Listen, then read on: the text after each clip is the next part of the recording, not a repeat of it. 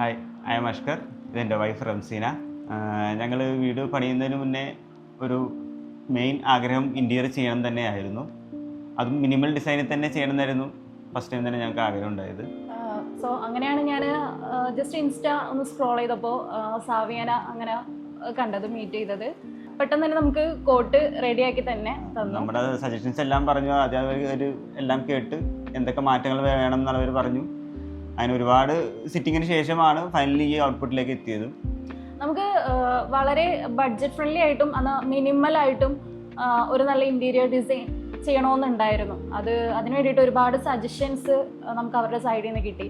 പിന്നെ എടുത്തു പറയേണ്ടത് എന്താണെന്ന് വെച്ചാൽ അവരുടെ സർവീസ് ഇറ്റ്സ് സോ ഗുഡ്.